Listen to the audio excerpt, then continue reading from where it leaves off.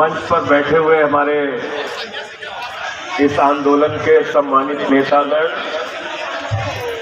नौजवान साथियों और दोस्तों, जिस मुद्दे को लेके आप लड़ाई लड़ रहे हैं, रोजगार का मुद्दा, महंगाई का मुद्दा, किसानी का मुद्दा, अलग अलग वर्गों से आप बात कीजिए। नौजवान कहता है हमारे पास रोजगार नहीं है, किसान कहता है हमारे पास फसल का दाम नहीं है, व्यापारी कहता है हमारे पास व्यापार नहीं है, माताएं बहनें कहती हैं महंगाई से हमारा चूल्हा नहीं जल रहा है। लेकिन मीडिया वाले और बीजेपी वाले कहते हैं भले ही हमने देश बर्बाद कर दिया, चुनाव हम जीत रहे हैं, चुनाव हम जीत रहे हैं, सरकार तो हम चलाएंगे। आपने वोट दिया, 302 सीट आपने दी है, पार्लियामेंट के अंदर कानून लेकर आएंगे, प्रस्ताव लेकर आएंगे और बजट में प्रस्ताव करेंगे। मालूम है क्या? 6.5 लाख करोड़ रुपए की देश की संपत्तियों को बेचने का प्रस्ताव।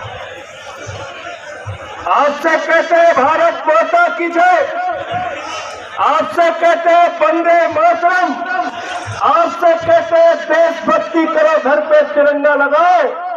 हम भी तिरंगा लगाते हैं, हम भी भारत माता की जय बोलते हैं, हम भी देशभक्त हैं, हम भी वंदे मातरम कहते हैं। लेकिन बताओ, भारत माता का वो बेटा जो देश की संपत्ति रेल को बेचता है, सेल को बेचता है, कोल को बेचता है, बीपीसीएल बेचता है, एलआईसी बेचता है, बैंक बेचता है, एफसीआई बेचता है, पूरा हिंदुस्तान बेचता है, वो भारत माता का बेटा कपूत है या सपूत, फैसला आपको करना है, फैसला आपको करना है। क्योंकि हम भूले नहीं है, 1 साल तक यहाँ किसान बैठे रहे, हमारे अन्नदाताओं को खालिस्तानी कहा गया, पाकिस्तानी कहा गया, देशद्रोही कहा गया। हम लोगों ने संसद में आवाज उठाई, मैंने माइक तोड़ा तो मुझे सस्पेंड करके बाहर कर दिया। कहने लगे संजय सिंह ने माइक तोड़ दिया। मैंने कहा बेईमानो, अगर किसानों की हड्डियां तोड़ोगे तो तुम्हारा एक माइक नहीं बचेगा जब तक संजय सिंह सदन में है। हम लोग वहां सोने नहीं गए, लड़ने गए हैं नौजवानों के लिए, किसानों के लिए। अग्निवीर की योजना आई, पूरे देश में नौजवानों का आंदोलन हुआ, नौजवान सड़कों पर उतरा, 4 साल की नौकरी दी, बोले 17 साल में सैनिक बन जाओ, 21 साल में पूर्व सैनिक बन जाओ। 17 साल में सैनिक, 21 साल में पूर्व सैनिक, नाम दिया अग्निपथ योजना। बोले बेटा चाजा सूली पर अग्निवीर, अग्निवीर, अग्निवीर। हमने पूछा भाई अग्निवीर 4 साल के बाद क्या करेंगे? तो इनका एक मंत्री कहता है धोबी का काम कर लेंगे, कपड़ा साफ कर लेंगे, ड्राइवर बन जाएंगे, नाई का काम भी अच्छा कर लेंगे, बाल काट लेंगे। और एक इनका कैलाश विजय वर्गीय कहता है हमारे बीजेपी के दफ्तर के बाहर सिक्योरिटी गार्ड बन जाएंगे। उसका बेटा विधायक है, मैंने उसका एक वीडियो देखा है कि एक्सीएन को दौड़ा के मार बैठ, मार बैठ, मार बैठ। अरे मैंने कहा तेरा बेटा तो बहुत अच्छा बैट चलाता है, उसी को डंडा पकड़ा के सिक्योरिटी गार्ड बना दे भाई, उसी को सिक्योरिटी गार्ड बना दे। तो ये सोच है नौजवानों के बारे में।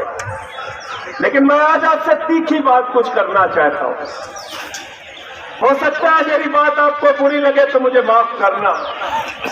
4 साल 11 महीने तो आप इंसान रहते हो, लेकिन जैसे ही 1 महीने चुनाव आता है, भाजपाई एक कीड़े की सप्लाई करते हैं, बहुत तेजी के मात्रा में कीड़े की सप्लाई। वो कीड़ा आपके दिमाग में डाला जाता है, लो कीड़ा, लो कीड़ा, लो कीड़ा। वो कीड़ा क्या है? हिंदू मुसलमान, हिंदू मुसलमान, हिंदू मुसलमान। 5 बजे से लेकर रात 11 बजे तक सारे चैनल पे हिंदू मुसलमान। तो भाजपाइयों का एक फॉर्मूला है, नौजवानों होशियार हो जाना। भाजपाई कहते हैं नौजवानों हम तुम्हें नौकरी नहीं देंगे, कटोरा लेके भीख मांग लेना, लेकिन वोट भारतीय जनता पार्टी को देना, क्योंकि हम मुसलमानों को ठीक कर रहे हैं। भाजपाई कहते हैं किसानों भले ही तुमको फसल का दाम ना मिले, भले ही तुम्हारी खेत की फसल बर्बाद हो जाए, भले ही तुम आत्महत्या कर लेना, लेकिन वोट लाइन लगाकर बीजेपी को ही लेना, क्योंकि हम मुसलमानों को ठीक कर रहे हैं। भाजपाई कहते हैं माता और बहनों महंगाई के कारण भले ही तुम्हारे घर का चूल्हा ना जले, लेकिन वोट बीजेपी को देना, क्योंकि हम मुसलमानों को ठीक कर रहे हैं। भाजपाई कहते हैं माता और बहनों तुम्हारे घर में कोरोना के समय में मृत्यु तो हुई, कुछ लोगों की जान गई, नदी के घाटों पे तुमने अपनी लाशें जलाई, चील कौवे कुत्ते भी उसको नोचते रहे। कोरोना में भले ही लाखों की जान चली जाए, लेकिन वोट बीजेपी को देना, क्योंकि हम मुसलमानों को ठीक कर रहे हैं। अरे बेईमानों, मुसलमानों को ठीक करते करते तुमने पूरे हिंदुस्तान को बेड़ा गर्क कर दिया। इस कीड़े से बचो, इस कीड़े से बचो, वरना तुम्हारा भला होने वाला नहीं है। इस कीड़े से बचो। हिंदू मुसलमान सिख ईसाई बेरोजगारी के नाम पर इकट्ठा हो, किसानी के नाम पर इकट्ठा हो, रोजगार के नाम पर इकट्ठा हो, महंगाई के नाम पर इकट्ठा हो, देश की संपत्तियां बेचने के नाम पर इकट्ठा हो। हम देश की संपत्तियों को बेचने नहीं देंगे। और आज आपका पैसा किस काम में इस्तेमाल हो रहा है, वो जरा ध्यान से सुनना, ध्यान से सुनना। आप नौकरी मांगते हो, सरकार कहती है पैसा नहीं है। आप कहते हो महंगाई कम कर दो, सरकार कहती है पैसा नहीं है। किसान कहता है फसल का दाम दे दो, सरकार कहती है पैसा नहीं है। आपका पैसा कहां गया मालूम है आपको? मालूम है आपको? आपका जो बैंकों में पैसा जमा था, वो पैसा मोदी जी ने उठा के अपने मित्रों को दे दिया, मित्रों को, और 10 लाख करोड़ रुपए माफ कर दिया। 10 लाख करोड़ रुपए बैंक के खाते से नाम हटा दिया पूंजीपतियों का। जीरो लगाते लगाते थक जाओगे। 10 लाख करोड़ रुपए माफ कर दिया। बड़े बड़े पूंजीपतियों का 5 लाख करोड़ रुपए का टैक्स माफ कर दिया। आपके लिए पैसा नहीं है, पूंजीपतियों के लिए पैसा है। उनके एक मित्र है जिनके हवाई जहाज से मोदी जी घूमते हैं, क्या नाम है उनका? क्या नाम है? जोर से बोलिए। कितना कर्जा दिया है मालूम है उसको? कितना दिया है? 2.5 लाख करोड़ रुपए। एक आदमी को कितना कर्जा दिया है? 2.5 लाख करोड़ रुपए। जीरो लगाते लगाते थक जाओगे। 10 लाख करोड़ की संपत्ति है उसकी अकेले की, 2.5 लाख करोड़ का कर्जा दिया है उसको। और क्या काम करता है वो अडानी? ड्रग्स बेचता है अपने पोर्ट से। 20,000 करोड़ की ड्रग्स पकड़ी गई, कोई कार्रवाई हुई उसके ऊपर?